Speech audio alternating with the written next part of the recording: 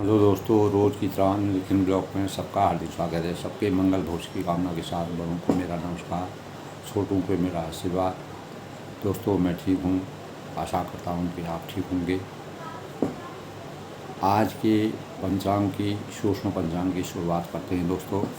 तो आज जो है 3 जून 2024 सोमवार का दिन, ज्येष्ठ माह के कृष्ण पक्ष की द्वादशी तिथि, सौभाग्य योग का संयोग रहेगा और अश्विनी नक्षत्र की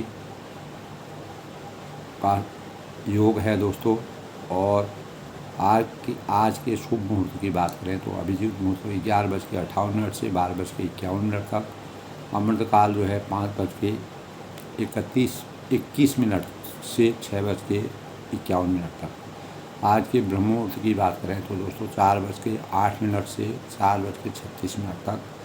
आज का राहु काल 7:07 से 8:56 तक। इस दौरान किसी भी प्रकार के शुभ कार्य करना वर्जित है। और आज सूर्योदय दोस्तों 5:23 और सूर्यास्त 7:16। इस प्रकार दोस्तों आज के पंचांग की सूक्ष्म पंचांग का स्वरूप है। सोमवार दोस्तों चंद्रमा का दिन माना गया है और शिव की उपासना, पूजा, शिव पूजन और शिव पूजन के साथ शिवलिंग में जब जल अर्पित करके बेल पत्र से भगवान शिव की आराधना करना, गौरा और शिव की आराधना करना शुभ माना गया है। दोस्तों, सोमवार का दिन हमारे जीवन में शिव की अनुकंपा हमारे जीवन में बरसती है, जो शांति, सेहत और समृद्धि की प्राप्ति के लिए बहुत ही शुभकारी माना गया है। तो दोस्तों, जैसे कि हम जानते हैं सभी देवताओं में शिव जो है सर्वाधिक कल्याणकारी देवता माने गए हैं, मंगलकर्ता माने गए हैं, विध्वंसकारी भी माने गए हैं। तो शिव के संबंध में दोस्तों शास्त्रों और हमारे वेदों में मर्यादाओं में, हमारे शास्त्रों की मर्यादा में, सृष्टि में जब कुछ विद्यमान नहीं था तब शिव जी का ही स्वरूप था। शिव ही अपना सारा सृष्टि में अपना आधिपत्य बनाए थे। सृष्टि का प्रारंभ भी दोस्तों शिवलिंग की स्थापना से माना गया है, ऐसा हमारे शास्त्रों का विधान है। शिव के ही सुंदर और शिवलिंग की प्रेरणा देकर सृष्टि को विकसित होने के अनेक संकेत और प्रमाण हमारे शास्त्रों में मिलते हैं। सृष्टि में सत्य ही शिव है और शिव ही सुंदर है और सुंदर ही वस्तु है। तो दोस्तों, ये कोई काल्पनिक नहीं है। और जब सृष्टि की रचना हुई होगी, निश्चित ही ऐसा अवश्य हुआ होगा दोस्तों। शिव को ही ग्रंथ पुराणों में ब्रह्मा के नाम से संबोधित किया जाता है और उपनिषद में एक स्थान पर लिखा हुआ है दोस्तों, तमीश्राणां परम महेश्वरम तं देवतानां परं च देवानां पतिं पतीनां परं प्रसादात् चिदां देवा भूमिश समिश्रमा। यानी इस ब्रह्मांड में समूचे ब्रह्मांड में सृष्टि में जब कुछ नहीं था, अर्थात शून्य व्यापक था, उस समय ब्रह्मांड में अंधकार फैला हुआ था। शिव ही सूर्य की ऐसा प्रसंग है दोस्तों कि शिव जी ने ही सूर्य की उत्पत्ति की और जिससे दिन और रात की संरचना हुई। और ब्रह्मा शिव इसलिए ब्रह्मा कहलाए। तो शिव सृष्टि के ब्रह्म है और ब्रह्मा और विष्णु के साथ शिव का नाम कल्याणकारी है। लेकिन शिव इंद्र आदि देवताओं में उच्च देवता माने गए हैं। शिव महान हैं। उन्होंने मानव ही नहीं देवताओं की सुरक्षा के लिए विषपान किया था और समुद्र मंथन के समय का इस प्रकार का प्रकरण हमारे शास्त्रों में मिलता है। उन्होंने विषपान करके देवताओं का कल्याण किया और देवताओं को भयंकर युद्ध से और विपत्ति से मुक्त करने के संकेत मिलते हैं। दोस्तों, ऐसा कल्याणकारी कोई भी और देवता इस संसार में आज तक नहीं करे। ऐसा यानी शिव, सूर्य और असुर दोनों के पूजनीय इसलिए माने गए हैं। रावण जैसे अहंकारी और अत्याचारी जो पहले शिव की आराधना करने पर 10 शीश और 20 भुजाएं जिनकी थी, उसको भी भगवान शिव ने जो है, जब उसने अपने सिरों की बलि चढ़ाई तो भगवान शिव उनकी आराधना से प्रसन्न हुए और उनको जो है उनके नाभि में अमृत व्याप्त हुआ। तो ये सब शिव जी का आशीर्वाद था।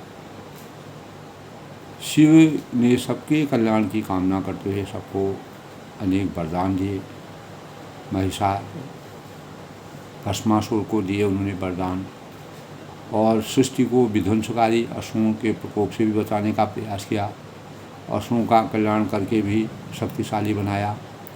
पुराणों में इस प्रकार से वर्णित त्रिपुर है, जैसे रावण है, भस्मासुर है, आदि असुर दैत्यों को वरदान उन्होंने दिया, क्योंकि उनकी साधना इतनी विकट थी कि विकट साधना में वह जब राक्षसी अवतार में नहीं थे तो बाद में जब शिव जी ने उनको वरदान दिया, उससे इनमें अहंकार बढ़ गया और वे नैतिकता से अनैतिकता में अपने जीवन को उन्होंने इंगित कर दिया, यानी उनको घमंड हो गया। तो कभी कभी दोस्तों, जीवन में सफलता प्राप्त होने पर भी इंसान जो है, जब वह उच्च स्तर की सफलता प्राप्त कर लेता है तो उसकी नैतिकता का पतन हो जाता है। यही ऐसे जो देवताओं के स्वरूप के रूप में इस प्रकार के भक्ति के साधक थे, वह जो है असुरों में यानी दैत्यों में और राक्षसों में उनकी गणना हुई। तो रावण के भाई कुबेर को भी उन्हें धन धान्य से परिपूर्ण किया और उनको लोकपाल बनाया। तो शिव जी की अनुकंपा से कुबेर देवताओं के पूजनीय कहलाए। तो हमारे वेदों में, ग्रंथों में, शास्त्रों में शिव का विस्तृत वर्णन विस्तार से मिलता है। शिव को उनकी महानता के कारण अनेक नामों से पुकारा जाता है। शिव हैं, हरिहर हैं, महादेव हैं, त्रिलोकीनाथ हैं, नागेश्वराय है, रुद्र है और उमापति हैं, शंकर हैं, गौरापति हैं, शिव हैं और कैलाशपति हैं, मृत्युंजय हैं, पशुपति हैं, तो सोमदेव हैं। तो शिव अपनी महानता के कारण संपूर्ण भारत में नहीं, विश्व में भी उनके अनेक प्रकार की स्तुति की जाती है, आराधना की जाती है। और शिव जी का मूल मंत्र ओम नमः शिवाय, जिसमें सब कुछ समाहित है। यानी हम ओम नमः शिवाय का जाप अगर करते रहें तो हमारे अंतःकरण में पूर्ण रूप से शांति का संतरण होता है।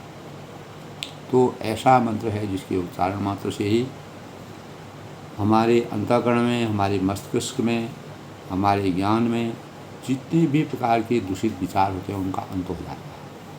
और शिव के इस मंत्र से आत्मशक्ति और वृद्धि का विकास और बुद्धि का विकास होता है और अनिष्टकारी जो हमारी बाधाएं हैं, परेशानियां हैं, वो हमेशा के लिए नष्ट हो जाती है। तो विश्व में दोस्तों शिव की पूजा सबसे प्राचीन और मंगलकारी मानी गई है।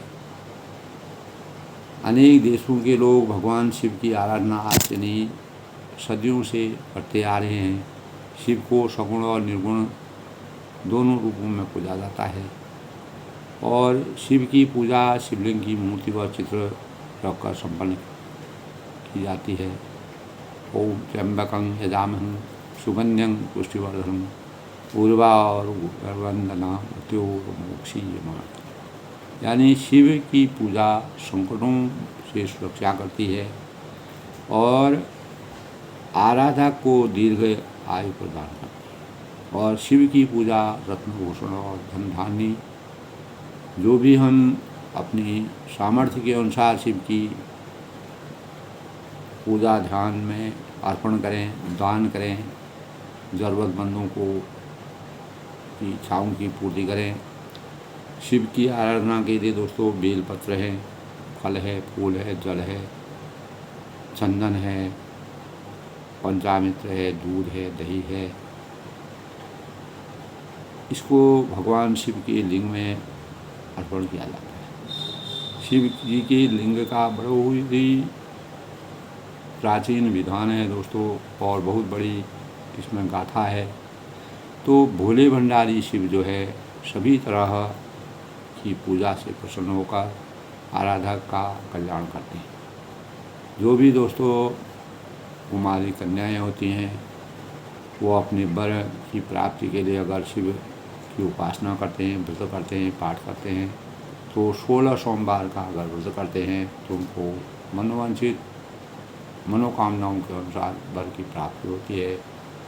और जो स्त्रियां होती हैं वो अपने पति की लंबी उम्र की कामना करती हैं तो भगवान शिव का आशीर्वाद प्राप्त होता है। इस प्रकार की अनेक प्रकार के तथ्य हमारे जीवन में प्रतीत होते हैं। लोगों ने इसको अनुभव किया है। साधना, शिव पार्थिव पूजा करने से और साधना करने से, सच्चे मन से हम साधना करते हैं तो शिव जी का जो पुण्य आशीर्वाद है वो हमको प्राप्त होता है।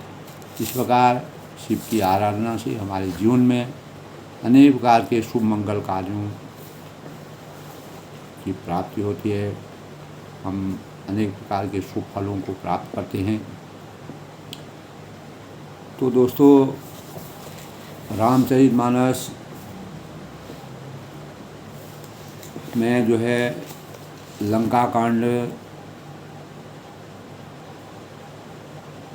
का प्रकरण चल रहा है। लंका कांड, लंका का नाम दोस्तों पहले सिलोन भी था, और ऋषि काकभूषणी जी जिन्होंने रामायण को 11 बार और महाभारत को 16 बार देखा था, सुना था, और वह इसको सुनने में और देखने में सबसे सक्षम कहलाई। और गरुड़ जी के साथ उन्होंने अनेक बार संवाद किया। ऐसे प्रसंग हमारे रामचरितमानस में विद्यमान हैं। तो दोस्तों सबसे पहले लव और कुश ने पहले रामायण को सुना था और 24,000 श्लोक भगवान राम के सम्मुख जो है श्लोकों का पाठ किया था। तो लंका कांड में मुख्य रूप से दोस्तों पुल जो सेतु निर्माण होता है और राम रावण युद्ध का, अयोध्या युद्ध से लेकर अयोध्या वापसी का की घटनाक्रम का संपूर्ण वर्णन लंका कांड में विद्यमान है। भगवान श्री राम 111 दिन तक उन्होंने लंका में अपना समय बिताया और लंका पर पहले कुबेर का शासन था, ऐसा हमारे पुराने शास्त्रों में इस प्रकार के प्रकरण मिलते हैं।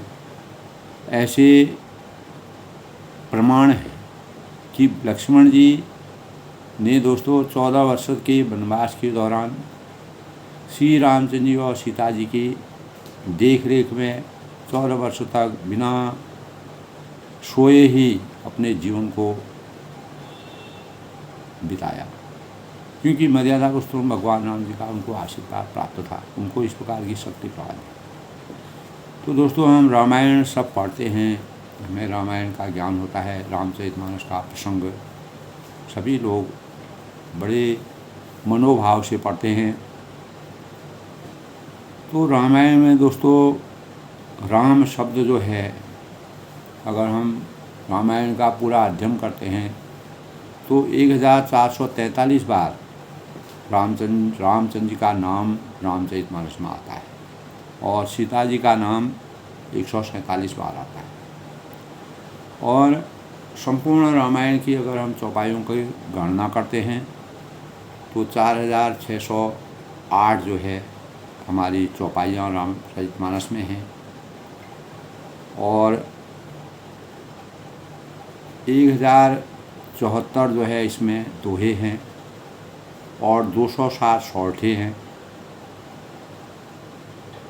और 86 जो है दोस्तों श्लोक है, और 208 छंद है। तो इस प्रकार से संपूर्ण रामायण रामचरितमानस का, तुलसी रामायण का निर्माण की संरचना हुई है, उसके साहित्य को लिखा गया है। और हमारे अंतःकरण में रामचरितमानस के बारे में संपूर्ण ज्ञान होना चाहिए दोस्तों। तो आज के लंका कांड के प्रसंग में अंगद और रावण का जिस प्रकार से संवाद होता है, उस संवाद का संपूर्ण वर्णन करते हुए विधिवत ढंग से तुलसीदास जी ने जिस प्रकार के भावों का और सुंदर प्रसंगों का एक दूसरे के नीति और अनीति, मर्यादा और अमर्यादा, अमर्यादित रूप से जिस प्रकार से रावण पेश आए और मर्यादा के अनुसार जिस प्रकार से अंगद पेश आए, उनके तर्क वितर्कों का जिस प्रकार से वर्णन किया गया है, वह तुलसीदास जी की सबसे बड़ी महत्वाकांक्षा है, उनकी अपेक्षा है। उन्होंने ऐसे भावों का वर्णन किया जो वास्तव में आज लोग उसको कल्पना के रूप में देखते हैं, सुनते हैं, लेकिन वह काल्पनिक नहीं है दोस्तों। आज से हजारों साल पहले जिस प्रकार मानव का इतिहास लंबा है, उसी प्रकार भगवान का इतिहास भी, परमात्मा का इतिहास भी लंबा है। तो अंगद और रावण के बीच में जिस प्रकार का संवाद हुआ, तर्क और वितर्क, एक तरफ से जहाँ सच्चाई के लिए, सद्मार्ग के लिए, अच्छाइयों के लिए, ज्ञान मार्ग के लिए, नीति के लिए, मर्यादा के लिए और आदर्शों की बौछार करके अंगद ने परम ब्रह्म परमेश्वर भगवान रामचंद्र के गुणों का बखान करके रावण के अज्ञान रूपी अंधकार को दूर करने का प्रयास किया।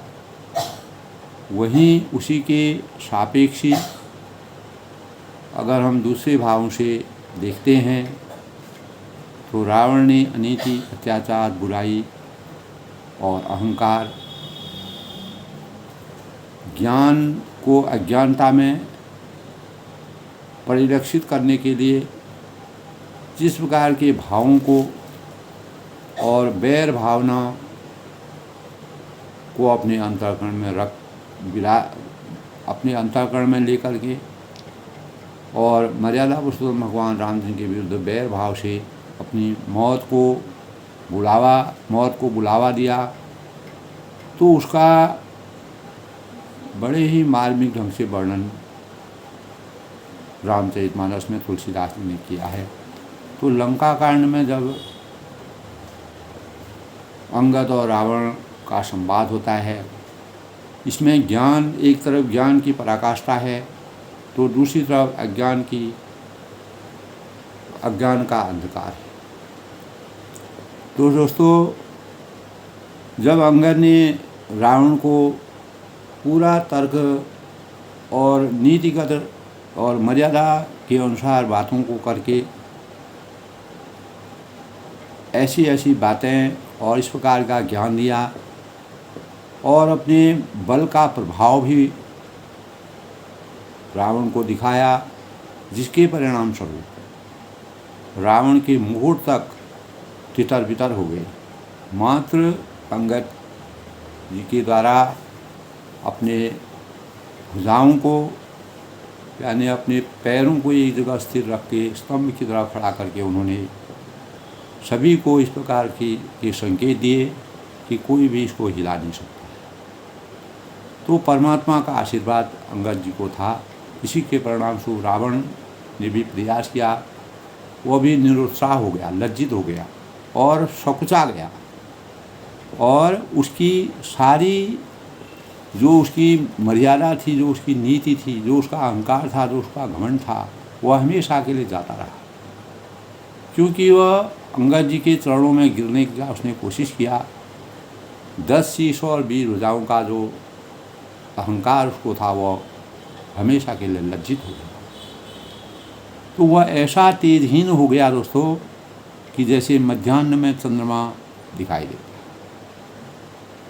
तो इस वह सिर नीचा करके सिंहासन पर जा बैठा, यानी उसको इतना लज्जित हो गया। अंगद ने इस प्रकार के भाव, इस प्रकार का ज्ञान और रावण जैसे ऐसे योद्धाओं को नीचा कर दिया। तो मानो सारी संपत्ति रावण की खो बैठा हो, सारी संपत्ति, और श्री रामचंद्र की जगत भर की आत्मा, प्राणों के जो स्वामी हैं, उनके विमुख रहने वाला शांति कैसे पा सकता है। अनेक जगहों पर दोस्तों तुलसीदास जी इस प्रकार का वर्णन किया है। जो मर्यादा पुरुषोत्तम भगवान राम के विमुख कार्य करेगा तो इस संसार में वह उसका वर्चस्व नहीं रह सकता है।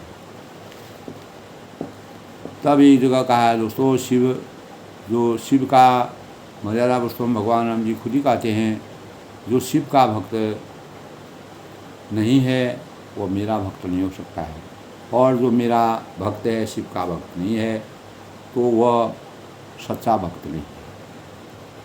तो उमा राम की भ्रुकुट विलासा, हो विश्व को निपाय हो नाशा, तुरंते कुलिस तन करही, तास दूध पन कहूँ की बैठा रही। यानी शिव जी भी कहते हैं ऐसे प्रसंग पर, ऐसी मर्यादा के अनुसार शिव जी कहते हैं, हे उमा, जिन रामचंद्र जी के भ्रू विलास भवों के इशारे से विश्व उत्पन्न हुआ है, पूरे संसार की सृष्टि की रचना हुई है और फिर नाश को प्राप्त होता है, तो तृण को वज्र और वज्र को तृण बना देने वाले परमात्मा अत्यंत निर्बल को महान और प्रबल को महान, निर्बल को महान और जो प्रबल है उसको निर्बल बना सकते हैं। उनके दूध का प्रण को कैसे टल सकता है, वो कभी भी अटल, हमेशा अटल रहा। तो फिर अंगद ने अनेकों प्रकार से नीतिगत बातें कह के रावण को समझाने का प्रयास किया, परंतु रावण किसी भी बात से सहमत नहीं हुआ, क्योंकि अज्ञान रूपी अंधकार उसके अंतःकरण में विराजमान हो गया। कल के प्रसंग में दोस्तों इस प्रकार के भाव अंगद और रावण के जो समीक्षा के आधार पर यही कहा जाता है कि दोस्तों रावण का काल निकट आ गया है। शत्रु के गर्भ को चूर करके अंगद ने उसको प्रभु रामचंद्र जी के सुया सुनाया, और फिर राजा बाली का पुत्र कहकर जब निराश हो गए अंगद को भी, जब रावण को नहीं समझाया गया, रावण की बुद्धि में कोई परिवर्तन नहीं हुआ आया, तो जब तक कोई भी मानव है अगर उसकी अंतरात्मा सही जवाब नहीं देती है तो उसका कोई इलाज नहीं है। जिस प्रकार ये बीमारी होती है, कोई बीमारी ऐसी प्रकार की होती है दोस्तों जिसकी कोई भी औषधि नहीं बनती है, उसी प्रकार रावण का जीवन भी था, जिसके लिए कोई भी ज्ञान उसके अंतर्करण में नहीं आया, किसी भी ज्ञान से उसका मन नहीं माना। वो हमेशा अहंकार, अनीति, अत्याचार और बैर भावनाओं को और 10 शीश और 20 भुजाओं का उसको घमंड था, लेकिन अंगद जी ने उसके घमंड को चूर कर दिया। तो रणभूमि, तब अंगद जी ने कहा रणभूमि में जो खेला होगा, तुम जिस प्रकार से रणभूमि में लड़ोगे तब तुमको पता चलेगा कि मर्यादा पुरुषोत्तम भगवान राम जी का किस प्रकार का प्रभाव है। उनका एक एक बाण तुम्हारे लिए किस प्रकार से विष के समान बनेगा। इस प्रकार जो है रावण अंगद जी का इस प्रकार के संवाद को सुन करके पूर्ण रूप से अभिशप्त हो गया, दुखी हो गया और वह किंग कर्तव्य विमूढ़ हो गया। कभी कभी क्या होता है दोस्तों, जब किसी भी व्यक्ति की बुराई जो है सीमा से पार हो जाती है, सीमा को पार कर जाती है, तब वह अपनी अच्छाई को प्राप्त करने के लिए अपने को नीचा अनेक प्रकार से, जब वह बुराइयां हद से ज़्यादा, जब बुराइयों का अंबार हो जाता है, तब वह जो है शर्मिंदा हो जाता है। यही भाव रावण के अंतःकरण में भी हुए। वह पूर्ण रूप से शर्मिंदा हो गया था। तब वह मर्यादा पुरुषोत्तम भगवान राम जी से किसी प्रकार की भी संधि करने में, उसके अंतःकरण, उसका जो उसकी आत्मा थी, उसने उसको गवाह नहीं दिया। तो अंगद का प्रण देखकर सब राक्षस भय से अत्यंत ही व्याकुल हो गए। तो शत्रु के बल का मर्दन और बल की राशि बालीपुत्र अंगद के जिस प्रकार से हर्षित होकर प्रसन्नता के पूरा श्री रामचंद्र जी के चरण कमल पकड़ लिए, तो उनका शरीर पुलकायमान हो गया। तब अंगद जो है रावण को पूरा आधा अर्ध कर गए, यानी उसको इतना भयभीत कर गए, इतना लज्जित कर गए, तो वह अंदर से पूर्ण रूप से टूट चुका था। तब अंगद जी ने जो है, जब उनके पैर तक कोई नहीं उठा पाया उतने योद्धाओं में, तो अंगद जी ने परमात्मा परम ब्रह्म परमेश्वर भगवान राम जी का आशीर्वाद को अपने अंतःकरण में रखा। तब भगवान की वास्तविक मर्यादा का उनको पता चला। तो सांझ जान दस कंदर भवन गयऊँ बिलखाए, मंदोदरी रावण ही बहुल कहा समझाए। बार बार मंदोदरी अपने सुहाग की रक्षा करना चाहती है। एक स्त्री होने के कारण, यद्यपि वो जानती है रावण अनाचार अत्याचार, अनेकों बार मंदोदरी ने उनको समझाया, स्त्री का जो कर्तव्य होता है, जो मर्यादा होती है, लेकिन रावण अपनी धर्मपत्नी की बात भी नहीं सुना। तो संध्या हो गई थी, जानकर जो रावण था, जब अंगद से इस प्रकार की बातें होने लगी, तर्क वितर्क हुआ, संवाद हुआ। अंत स्थिति में संवाद पहुँच करके भी रावण किसी प्रकार नहीं माना। तब वह महल में निराश होकर के बैठ गया, यानी उसकी किंग कर्तव्य विमूढ़ की स्थिति हो गई। तब मंदोदरी ने रावण को समझाकर पुनः एक बार प्रयास किया कि हो सकता है अब इसका मन का परिवर्तन हो और कुछ न कुछ जो है इसका हृदय परिवर्तन हो, कुछ भी शुभ भाव इसके अंतर्गण में आए। तो शक्ति की आराधना दोस्तों, अंगद जी को जिस प्रकार से मर्यादा पुरुषोत्तम भगवान राम जी की कल के प्रसंग में जिस प्रकार की शक्ति की आराधना करके उन्होंने जिस प्रकार की शक्ति प्राप्त की, तो शक्ति की आराधना से सफलता और सिद्धि मिलती है। जितने भी दोस्तों प्रबुद्ध लोग हैं, ज्ञानी हैं, ऋषि हैं, मुनि हैं, विद्वान लोग हैं, तो महर्षि हैं, तो उन्होंने शक्ति की आराधना करके सफलता की प्राप्ति तक पहुँचे। इसी प्रकार अंगद जी को सफलता की प्राप्ति हुई। तो शक्ति सृष्टि का स्पंदन ही नहीं, साक्षात सृष्टि की रूपा भी होती है। और प्रत्येक मनुष्य को देवी शक्ति प्रत्येक मनुष्य में छिपी हुई है। यद्यपि रावण अज्ञान रूपी अंधकार और अहंकार से लिप्त था, लेकिन परमात्मा उसके अंतःकरण में भी थी। लेकिन वह परमात्मा उसके राक्षसी रूप में, उसके जब माँ देवी के 9 अवतारों में काली का अवतार होता है, तो काली के अवतार में वो पूरी सृष्टि का विध्वंस करती है। तो वही विध्वंसकारी शक्ति उसके अंतःकरण में जाग गई। वह सब कुछ कर सकता है। तो समस्त मानसिक और शारीरिक निर्बलताओं पर विजय पाने के बाद जीवन आनंदमय बन जाता है। यही मर्यादा पुरुषोत्तम भगवान राम सिंह के लिए। तो कोई निर्बल व्यक्ति स्वतंत्र नहीं हो सकता है।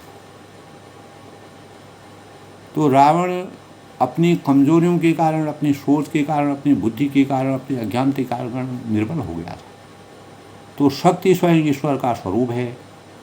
यह शक्ति सर्वव्यापक है, क्योंकि शक्ति विज्ञान कला की भूमि है। और श्रुतियों का जो श्रुतियाँ हमारी होती है उसमें संतत्व है। तो यह पूरा जो ब्रह्मांड है दोस्तों, शिव की, जब हम आज सोमवार के शुभ अवसर पर शिव शक्तिमय हैं, शक्ति की उपासना से कोई भी साधक जो है को शक्ति का संचार होता है, शक्ति मिलती है। अपनी संपूर्ण शक्तियों का ज्ञान न होने के कारण इस संसार में हमें भार स्वरूप दिखाई पड़ता है, जिस बार रावण को पूरा संसार भार स्वरूप दिखाई देने लगा। तो शक्ति में बिना दृढ़ विश्वास किए, रावण के 10 शीश और 20 भुजाएँ थी, लेकिन उसको अपनी शक्ति पर विश्वास खत्म हो गया था, समाप्त हो गया था। तो लक्ष्य दूर रहता है, इसीलिए वह अपने लक्ष्य तक नहीं पहुँचा, उसको ज्ञान की प्राप्ति नहीं हुई। ईश्वर किसी को निर्बल या बलवान नहीं बनाता है। ये मानव जीवन का अपना स्वयं का साधिकार है। अपने कर्मों के फल से, अपने कर्मों के सुविचार से मानव बड़ा छोटा बनता है, बलवान भी बनता है, निर्बल भी बन सकता है। तो प्रयत्न, पुरुषार्थ, परिश्रम, तब भीतर से शक्ति भंडार को खोलने की आवश्यकता है।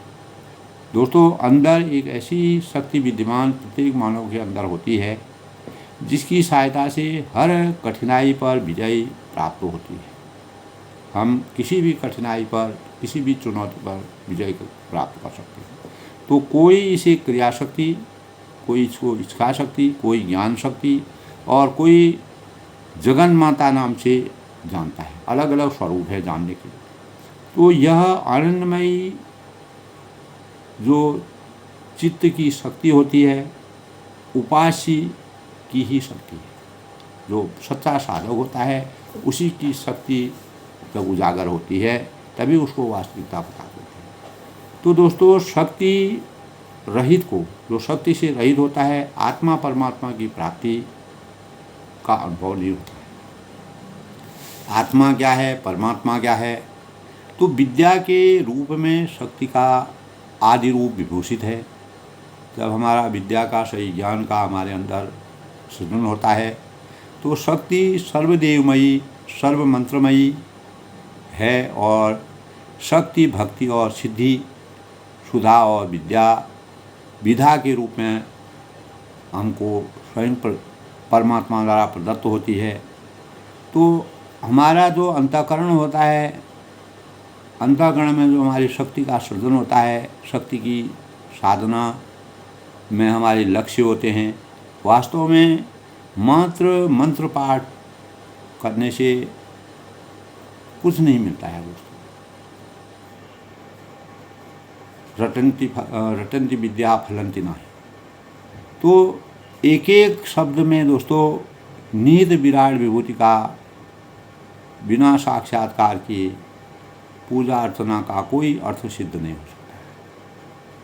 तो काल की शक्ति यानी काली महाशक्ति के अज्ञे जो असुरों को जिन्होंने मार गिराया, वे असुर आज भी अपनी, रावण जैसे असुर जो है अपनी विकराल वाहिनी के साथ ब्रह्मांड क्या हमारे अनेक प्रकार के जो पिंड हैं, और अर्थात शरीर की जो हमारी मनोभूति में हिंसा है, भ्रष्टाचार है और छल है, प्रपंच है, जिस प्रकार से रावण ने ये सब अत्याचार किए थे, और आतंक के रूप में मनोविकार बनकर उत्पात मचाते हैं हमारे अंतःकरण को।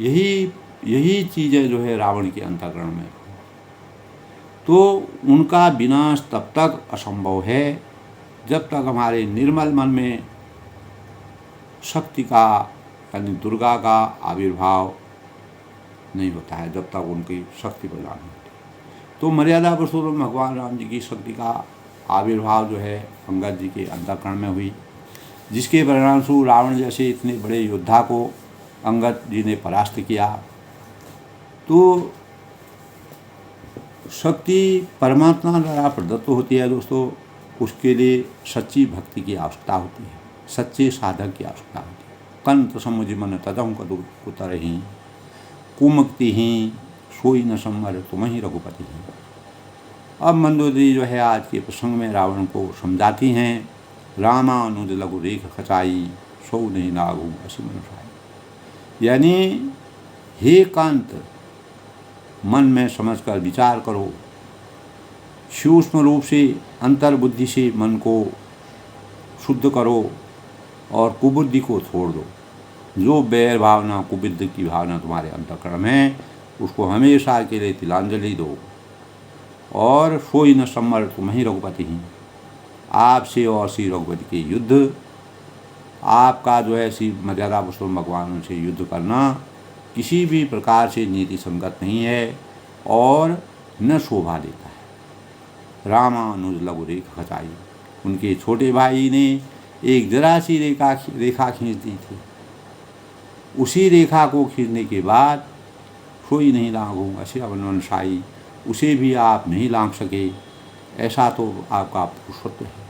अनेकों बार मंदोदरी ने एक जगह ये भी कहा था दोस्तों कि रामचंद्र के सामने तुम्हारा अस्तित्व जुगनू के समान है और मर्यादा पुरुषोत्तम भगवान रामचंद्र सूर्य के अवतार हैं।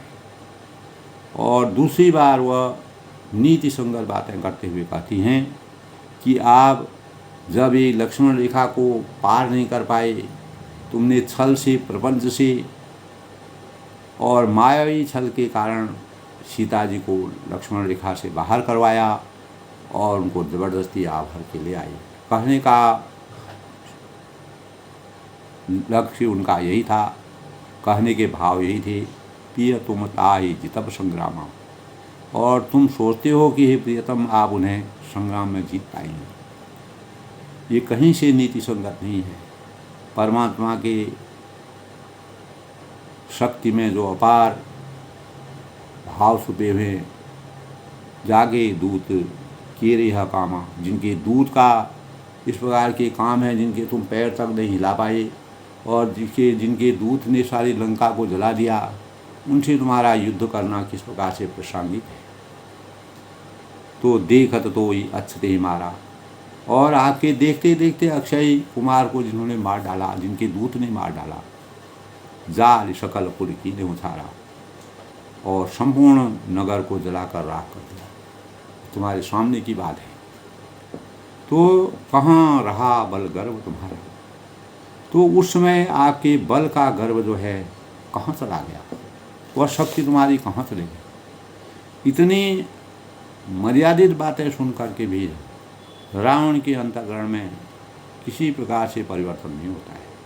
अब पति मशा गाल इतनी मारो। तो अब मंदोदरी कहती है कि जब हे स्वामी झूठ गाल न मारी, किसी प्रकार के हाहाकार करने से या अट्टहास करने से, किसी प्रकार के गर्व और घमंड करने से कोई फायदा नहीं है। जो वीर होते हैं वह रणभूमि में दिखाई देते हैं, उनकी छवि अलग होती है। मोर कहा कतु हृदय विचार हूँ। ये सब जो डींग तुम्हारी हैं, इन डींगों को हमेशा के लिए त्याग दो और मेरे कहने पर हृदय में कुछ विचार कीजिए, अपने मन को बदलिए, अपना हृदय परिवर्तन कीजिए। पति रघुपति में पही जन मानो हूँ, और हे पति आप श्री रघुपति को निरा राजा मत समझिए। वह केवल एक राजा ही नहीं है, बल्कि क्या है, अग जगन्नाथ अतुल बल जानो, बल्कि इस संसार की पूरी सृष्टि के अग जगन्नाथ यानी चराचर के स्वामी है और अतुलनीय बलवान। उनकी शक्ति का कोई अपार शक्ति, उनके उसका कोई आदि और अंत नहीं है। बाण प्रताप जान मारी चा, तासु कहा ने माने होनी चा। श्री राम जी के बाण का प्रताप तो नीच मारिच भी जानता है, जिसने इस प्रकार के छल करके उनकी स्त्री को हर लिया था। मंदोदरी जो है राम भक्त थी, लेकिन मजबूरियाँ उनकी ये थी, रावण की पत्नी हो गई और उनका सुहाग जो है वह रावण पर ही हमेशा के लिए था। तो ज्ञान की पिपासक होने के कारण के परिणाम स्वरूप भी अनीति के अज्ञान में फंसी हुई थी। तो तासु कहा नहीं मान होनी चाह, परंतु आपने उसका कहना भी नहीं माना। तो जनक सभा अगणित भूपाला, जनक की सभा में अगणित राजगण थे और रही तुम बल अतुल विशाला, वहाँ विशाल और अतुलनीय बलवान आप भी थे। जब रामचंद्र जी का सीता का स्वयंवर हो रहा था, लेकिन आपकी शक्ति वहाँ पर कहाँ क्षीण पड़ गई। तो भंजी धनुष जानकी बिहाई, वहाँ शिव जी का धनुष तोड़कर रामचंद्र जी जानकी को अपने साथ विवाह किया। तब संग्राम जीतों किनता है, और तब आपने उनको संग्राम में क्यों नहीं जीत पाए? वह शक्ति तुम्हारी कहाँ चली गई जो तुम इतना जिद्द करके अहंकार करके अपने मन को बैठाए हुए हो। सूर्यपति शुद्ध जानू बल ठोरा, और इंद्रपुत्र पुत्र और जयंत उनके बल को कुछ नहीं जानता है। राखा दिया आँख करे पूरा, श्री राम जी ने पकड़कर केवल उसकी एक आँख ही फोड़ दी और उसे जीवित ही छोड़ दिया। तो ऐसे भावों से जो इंद्र के पुत्र जो जयंत थे, उन्होंने रामचंद्र के साथ इस प्रकार के अपने वेश को बदल करके मर्यादा पुरुषोत्तम भगवान राम जी का जिस प्रकार से उसने परीक्षा लेने का प्रयास किया, उनके भक्ति में बाधा डालने का प्रयास किया, उनके कार्य में बाधा डालने का प्रयास किया, तो मर्यादा पुरुषोत्तम भगवान राम ने उसकी एक आंख फोड़ी और जीवित ही उसको छोड़ दिया कि ये हमेशा के लिए पश्चाताप करे, प्रायश्चित करे कि क्यों मैं ऐसा किया। शूर्पणखा कहे गति तुम देखी। तो मंदोदरी ने पूरा विस्तार जिस प्रकार से मर्यादा पुरुषोत्तम भगवान राम ने उनके एक एक बातों को और रावण के लिए जितना अनेक भावों से भगवान राम मर्यादा पुरुषोत्तम भगवान राम जी रावण को समझाने का प्रयास किया। ऐसे ऐसे प्रसंग उसके सामने आए, लेकिन उसको किसी बात का भी कोई प्रायश्चित उसके अंतःकरण में नहीं था। तो तब वह कहते हैं कि शूर्पणखा की दशा तो आपने देख ली थी, तदपि हृदय नहीं लाज विशेषी, तो भी आपके हृदय में उनसे लड़ने की बात सोचते विशेष कुछ भी लज्जा नहीं आती। तो उनसे तुम्हारा किसी प्रकार का कोई तुलना नहीं की जा सकती है। कहाँ एक परम शिरोमणि रघुकुल के श्रोमणि, कहाँ एक रावण, तुम्हारे और उनके बीच में जुगनू और सूर्य के समान जो तुलना है उसका कोई न आदि है न अंत है। तो इस प्रकार से मंदोदरी ने अनेक भाव, जब अंगद भी उनसे विचार विमर्श करके वितर्क बातें करके अनेक प्रकार से समझा करके रामचंद्र के स्वरूप का वर्णन करते हुए जब वह नहीं समझ पाया, उसकी बुद्धि में कोई परिवर्तन नहीं हुआ, उसका हृदय परिवर्तन नहीं हुआ, तब मंदोदरी अंतःक्षण जो है, जब मंदोदरी ने ये सोचा कि अब इनके आकार इनके नज़दीक आ गया है, तब जो है उनको बहुत ही सूक्ष्म रूप से सब बातों को शुरू से लेकर अंत तक की जो बातें जो घटनाएं हुई, उन घटनाओं का विस्तार से वर्णन करके उनको समझाने का प्रयास किया। बधि विराज कर दूष नहीं लीला, और जिनके विरोध विराज जैसे, जिन्होंने विराज जैसी और खर जैसे और दूषण जैसे लीलाओं के मारकर लीला ही कबंध को भी मार डाला। उनकी मानव लीलाओं को देख करके उन्होंने बड़े सीधे तरीके से सरलता से ऐसे ऐसे वीर योद्धाओं को मार डाला। बाल एक सर मार्यो, और जिन्होंने बाली को एक ही बाण से मार दिया। बाली जो है, जिसने रावण तक को भी 6 महीने तक अपनी कोख में दबाया था, उसको भी एक ही बाण से उन्होंने मार दिया। ते ही जानूं 10 कंध।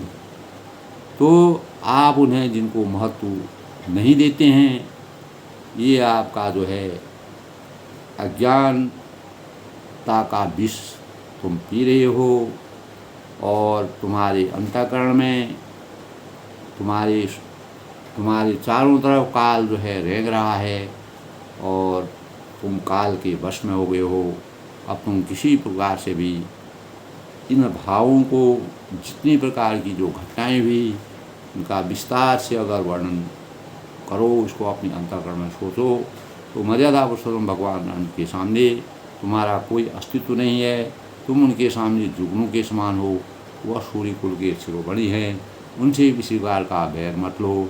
अभी तुम चेत जाओ अपनी रक्षा करने के लिए, प्रजा की रक्षा करने के लिए और अपने अस्तित्व को बचाने के लिए। नंदोरी ने इस प्रकार के भाव रखे। दोस्तों, आज के प्रसंग में सद्विचार सद्बुद्धि, दोस्तों ऐसा कहा है कि एक पिता के विपुल कुमारा हो ही रूप रंग गुणशील अपारा। एक ही पिता के अनेक प्रकार के पुत्र होते हैं, जिनके भाव रूप रंग गुणशील विभिन्न प्रकार के होते हैं। जैसे विभीषण थे, वो मर्यादा पुरुषोत्तम के भक्त थे। और ऐसी मंदोदरी जो है रावण की धर्मपत्नी थी, हमेशा उनको जानती थी और अपने पति के स्वभाव को बचाने के उसने अनेक प्रकार से प्रयास किए। लेकिन मंदोदरी और रावण के विचारों में धरती आसमान का अंतर था। तो मंदोदरी जहाँ एक प्रकार से रामचंद्र की मर्यादा को जानती थी, लेकिन रावण ने पूरा सब कुछ अपना त्याग करके केवल बैर भाव से, अनीति भाव से अपनी मौत को बुलाया दिया। अंत तो बता रावण का अंत कैसे होता है। इसी प्रकार दोस्तों लंका कांड का प्रसंग में जो है रावण का अंत किस प्रकार होता है, आगे मंदोदरी की बातों से रावण क्या सलाह देते हैं, क्या कहते हैं। और मर्यादा पुरुषोत्तम भगवान रामचंद्र जी अपने सरल स्वभाव से, अपनी मर्यादा के अनुकूल, अपने आदर्शों के परिणाम स्वरूप और रघुकुल की रीति के अनुसार रावण का किस प्रकार से अंत करते हैं। तो इसीलिए कहा है दोस्तों, किसी भी कार्य में, शुभ कार्य में देर होती है लेकिन अंधेर नहीं होता है। तो मर्यादा पुरुषोत्तम भगवान राम जी अनेक प्रयास किए कि रावण को सद्बुद्धि आए, लेकिन उसको जाके मति कुमति उपजत है, जिसके मति में कुमति उत्पन्न हो जाती है, तो उसको कोई भी नहीं बता सकता है। उसके स्वरूप को, उसके अस्तित्व को कोई भी नहीं बता सकता। तो हमारे लिए भी दोस्तों आज के प्रसंग में यही प्रेरणा है कि अपने जीवन में हमेशा जो है अपने बल को, अपने अस्तित्व को, अपने महत्व को, अपनी सफलता को, अपने अहं का कभी भी घमंड नहीं करना चाहिए। अहं से हमें हमेशा बच के रहना चाहिए। यही हमको प्रेरणा आज के प्रसंग से मिलती है। तुलसीदास द्वारा जिसका सा वर्णन, हृदय स्पर्शी वर्णन किया गया है दोस्तों, वो हमारे लिए हमेशा के लिए आदर्श और हमारे चेतना के भावों को हमेशा सुलझो कर रखने के लिए और नीति और मर्यादा के अनुसार जीवन को व्यतीत करने के भाव हमारे अंतःकरण में उत्पन्न होते हैं। सबके मंगल और की कामना के साथ मर्यादा पुरुषोत्तम भगवान राम जी का आशीर्वाद सभी पर बना रहे। सब लोग इसी प्रकार रामचरितमानस का अनुसरण करते रहें, प्रसन्न रहें, खुश रहें।